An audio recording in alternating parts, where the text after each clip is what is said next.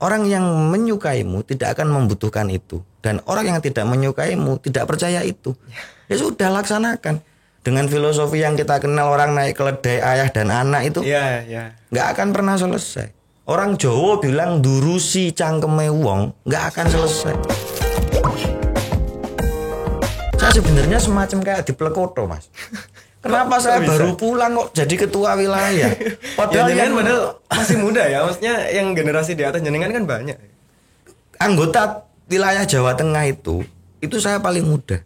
Jauh lagi perbandingannya. Saya 2018, mayoritas 2011. Ada juga yang 2009. Pak Mufid Jepara 2009. Ada Gus Muksid itu Tegal 2009.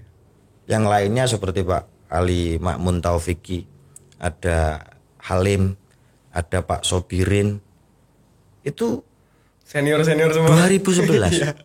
Saya 2000. Makanya saya sering sekali kerepotan saya sebagai ketua wilayah karena usia dan kebetulan tamatnya paling akhir. Ketemu alumni di suatu daerah udah diketawain. Dia bilang sampean belum mondok. Saya udah tamat. Mau ngomong apa sampean? Gitu kan, waduh saya pusing nih. Waduh. Tes mental lagi. Masa saya harus nguyai segoro kalau orang Jawa bilang. Saya mau ceramah tentang LIM. Tentu dia lebih tahu. Akhirnya saya sowan Cak Kodir minta masukan. Sudah nggak apa-apa. Setidaknya kita beri masukan untuk yang muda-muda. Akhirnya kita sepakati kemarin untuk Jawa Tengah.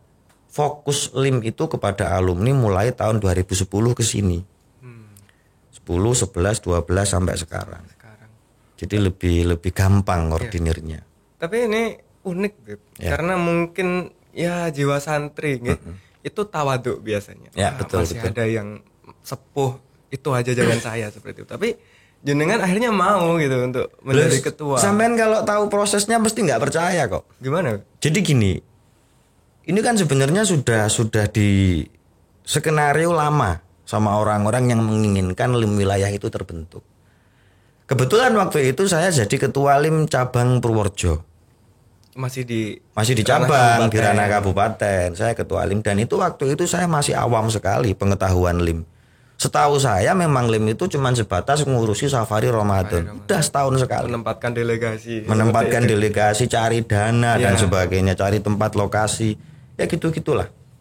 Nah, suatu ketika ada salah satu nama yang tidak perlu saya sebutkan namanya yang menginginkan untuk wilayah ini harus ada. Nah, ada ketua Himasal Jawa Tengah, kita kenal namanya Al-Mukarrom Kiai Haji Mahin Khudori, pengasuh Pondok Pesantren API Tegarjo.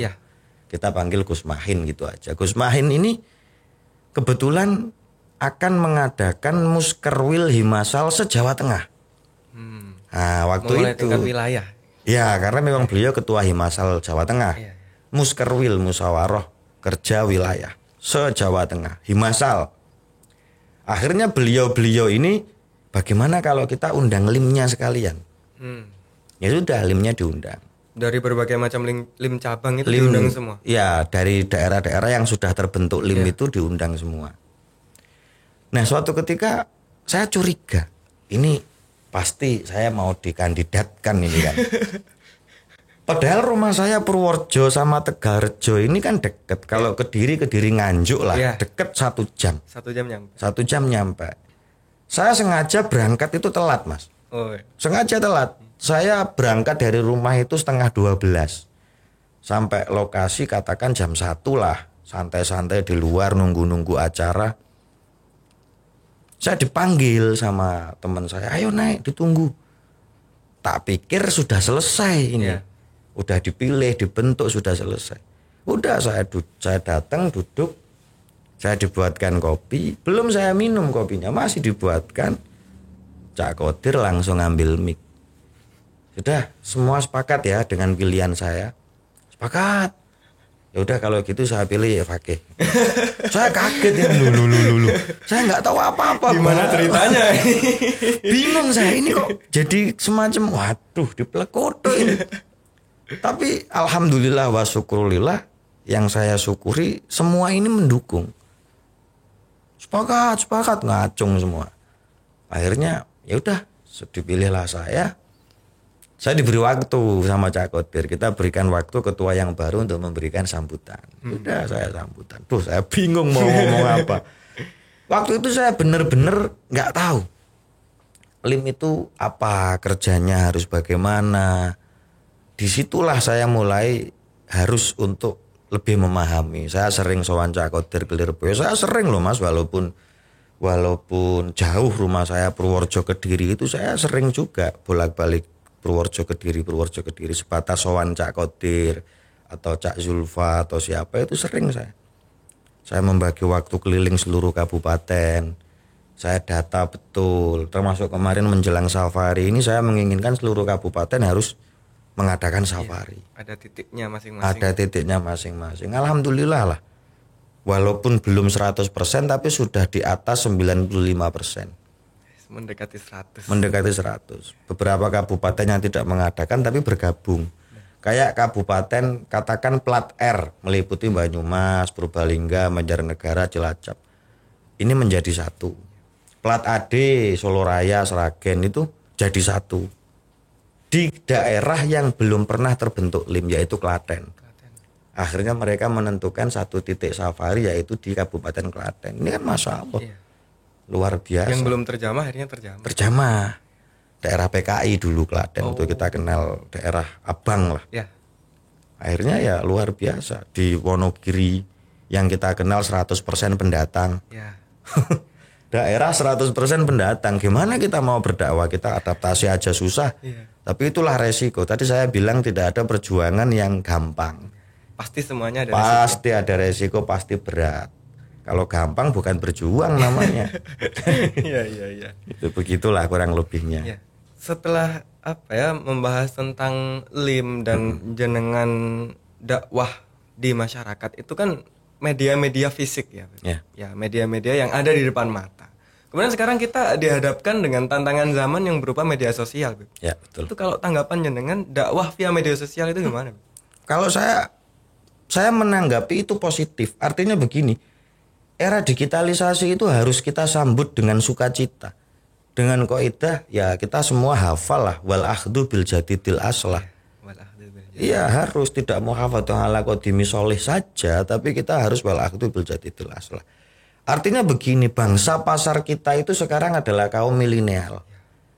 Yang justru mereka adalah pengguna-pengguna media sosial. Buat apa kita dakwah kalau kita tidak bisa masuk ke dunia itu? Justru itu lebih mengena sekarang. Makanya alhamdulillah saya sampaikan kepada seluruh LIM di Jawa Tengah untuk per cabang itu membuat media sosial. Instagram lah minimal, Facebook lah atau apapun itu.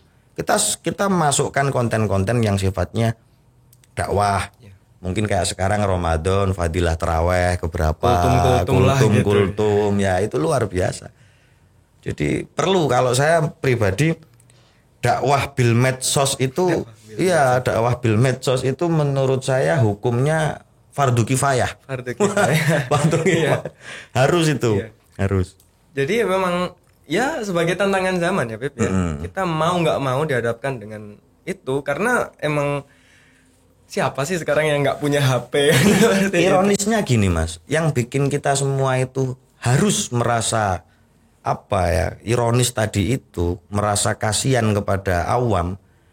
Kita browsing, searching, katakan yang paling gampang, cara sholat yang benar. Kita ketik itu, nanti di poin yang pertama adalah postingan-postingan minhum, aliran sebelah. Ya. Ini yang nanti akan dikonsumsi oleh publik. Karena teratas. Teratas, bahkan tidak cuma 1, 2, 3, 4, 5. Saya kemarin di rumah alhamdulillah itu mendatangkan beliau Gus Melvin Mahrusiyah ya, ceramah di rumah saya menyampaikan itu kebetulan. Beliau sendiri yang menyampaikan. Ini ironis sekali, 1 sampai 10 malah kata beliau. Jadi beliau menyimpulkan begini. Kalau kita mau viral, paling tidak itu setiap harinya itu memposting 3.000 konten. Berat sekali. Kita NU, apalagi pesantren, itu hanya mampu maksimal 3.000 sampai 3.500. Masih jauh sekali. Makanya jangan heran ketika kita di YouTube, di Instagram, di browsing tadi itu yang muncul mereka. Inilah kita sebagai santri harus bisa mengambil alih itu. Makanya dakwah bil medsos bagi saya fardu kifayah. Harus ada walaupun satu. Harus ada. Tapi di lain sisi banyak yang mungkin memandang sebelah mata juga. Ya pasti. Ini santri kok main medsos seperti itu. Jangankan kita. Seorang rasul pun juga pasti akan terlihat buruk bagi orang-orang yang tidak suka. Itu resiko. Resiko begini ya.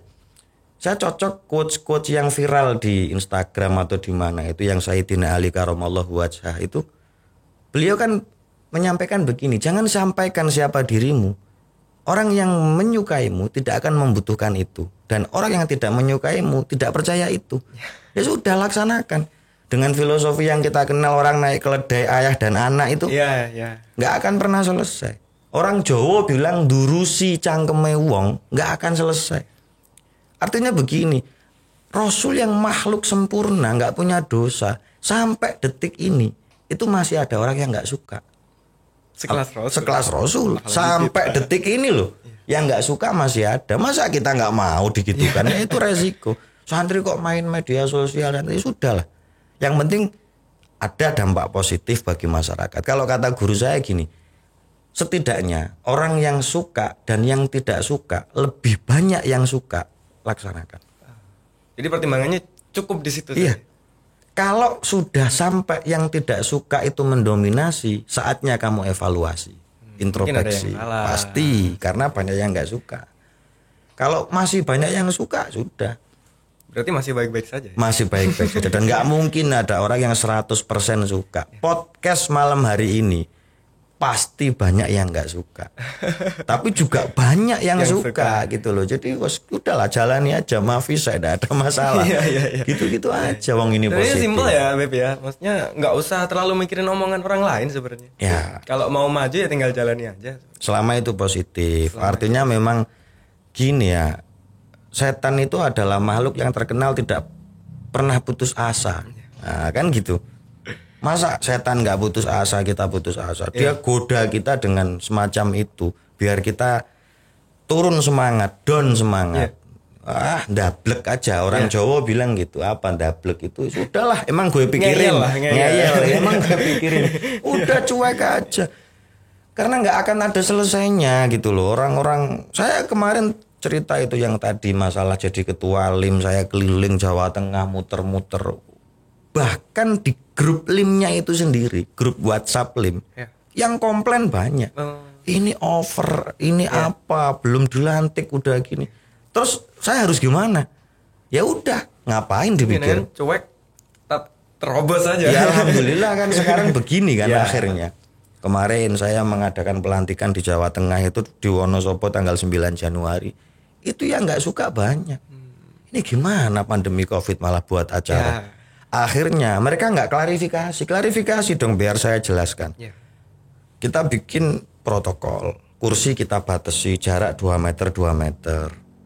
Bahkan saya pribadi pun ada itu di foto postingan saya pakai face shield. Ya kan? Ya protokol lengkap. Protokol. Jadi jangan asal ngomong aja, dan itu pasti nggak akan selesai. Orang-orang yang asal ngomong itu pasti akan selalu ada. Ya karena mungkin mereka nggak tahu hasilnya gimana, Beb. Akhirnya ya kritik dulu aja lah seperti itu kan, kebanyakan sekarang seperti itu. Kalau kritik itu membangun kita seneng. Kadang-kadang ada yang mereka itu nggak tujuannya ke arah situ, tapi ya menjatuhkan. Makanya kenapa saya dipilih sebagai ketua, mungkin diantaranya adalah saya terkenal ndablek tadi itu. Emang gue pikirin. Kebal kritik. Artinya kalau memang itu nggak membangun ngapain, gitu kan. Sering saya di mana di suatu daerah, Anda itu nggak tahu kondisi sini digitukan.